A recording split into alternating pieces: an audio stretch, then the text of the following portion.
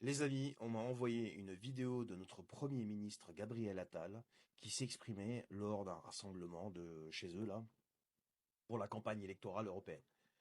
Restez jusqu'au bout, on va la regarder ensemble. Je peux vous assurer que ça vaut son poids en conneries. C'est impressionnant. On est en pleine maskirovka mais version macroniste. Regardez, on en parle après. Et ce qui se joue le 9 juin prochain, c'est notre capacité à continuer à soutenir les Ukrainiens. Les Ukrainiens résistent de façon héroïque. Ça fait 2 ans que les Ukrainiens tiennent et résistent face à la Russie, qu'ils se battent pour leur liberté, leur souveraineté, mais pour des valeurs qui sont celles qui nous rassemblent, celles de la liberté des peuples à disposer d'eux-mêmes et celles de Ils ont la des valeurs souveraineté. maintenant. Alors que l'offensive russe se durcit, alors qu'il y a des doutes sur la poursuite du soutien américain à l'Ukraine, si l'Europe se désunit le 9 juin prochain, les Ukrainiens auront le plus Parce que grand l'Europe mal est à unie. continuer à tenir et à résister pour être en position de négocier une solution politique à ce conflit. Ce qui se joue donc le 9 juin prochain, c'est notre capacité à continuer à soutenir les Ukrainiens et pour eux à continuer de résister. Et d'ici là, nous devons aussi rappeler aux Français ce qu'entraînerait une victoire de la Russie en Ukraine. D'abord, ce serait toutes nos valeurs qui seraient bafouées. Je les évoquais il y a un instant, la liberté Macronie des parle de peuples, valeurs. la souveraineté. Ce serait finalement un nouvel ordre mondial, celui de la loi du plus fort, celui de la possibilité pour une puissance d'asservir une autre puissance démocratique par la Ouais, force. bah oui, Mais ce serait ouais, c'est aussi ça. des conséquences bien concrètes dans la vie des Français. Et ça, je crois que c'est notre responsabilité de leur dire. Parce que la réalité, c'est que cette guerre, évidemment qu'elle a un coût. Évidemment qu'elle entraîne une forme d'insécurité, qu'elle entraîne une inflation que subissent les Français au quotidien. Mais ce coût n'est rien comparé au prix que nous payerions si la Russie devait gagner sur l'Ukraine. Quand je vous disais que ça pesait son poids en conneries, ça pèse son poids en conneries. Déjà, il y a un truc qui me frappe, moi, c'est que les mecs, ils parlent pas de leur bilan. Ils parlent pas de ce qu'ils ont fait de bien, tu vois, pour le pays. Mais vous avez fait quelque chose pour le pays de bien, mais dites-le.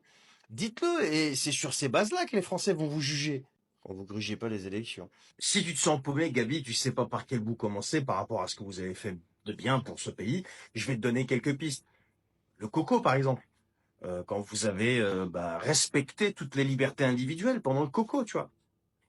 Il y a quoi encore? Oui, la dette, qui est montée juste de 800 milliards. Bah oui, mais parce qu'il y a eu le coco et tout, bah, tu comprends forcément. Puis il fallait aider l'Ukraine, donc enfin voilà. Mais bon, quand même 800 milliards, ça fait partie des choses bien que vous avez faites, non? Il y a quoi encore? Qu'est-ce que je pourrais dire encore? Ah oui, il y a aussi la fameuse loi SREN, par exemple, tu sais, pour la sécurité numérique, là, ou je sais pas quoi, comme le DSA, tu vois, de tes copains là-bas à Bruxelles. Ça, c'est vachement bien parce que ça protège un petit peu tout le monde. Bon, ça censure pas grand-chose. On se fait tous sauter les comptes un par un dès qu'on commence à parler un petit peu, sortir un petit peu des sentiers battus. Mais sinon, à part ça, oui, ça fait partie des trucs vachement bien que vous avez fait.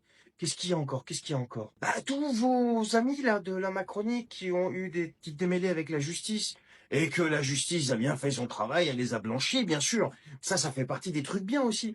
Avec Dupont qui, la Maserati, tout ça, là. Mais vu qu'il est un bon ministre de la justice, tu comprends, il est resté là, et puis là, il fait tout un tas de trucs. Place de prison, tout ça, machin. Les opérations XXL, mais ça, faut en parler de ça. Il y a tout un tas de trucs comme ça encore, auxquels on pourrait parler, mais bon, la vidéo serait trop longue. Mais ce que je veux dire par là, c'est que ce serait bien de mettre en avant tout le bien que vous avez fait pour ce pays, pour les Français, pour le pouvoir d'achat d'ailleurs. Ah oui, et puis tiens, il y a un truc qui me vient à l'esprit là, comme ça, à chaud là, le bouclier tarifaire de Bruno Le Maire.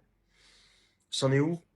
Ah oui, c'est vrai que bon, on n'a pas attendu que la Russie gagne la guerre, si tu veux, pour se faire exploser nos factures.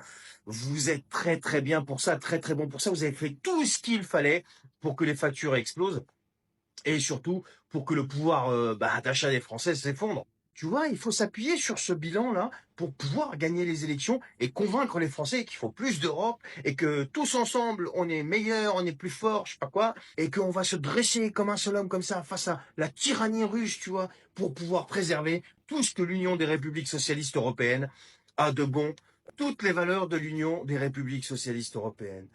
Mais quelle hypocrisie, mais vous êtes prêts à tout, mais vraiment à tout, juste pour pouvoir conserver vos sièges. Et le pire, c'est que vous commencez à croire à votre connerie. Et c'est ça qui est le plus dramatique pour les Français.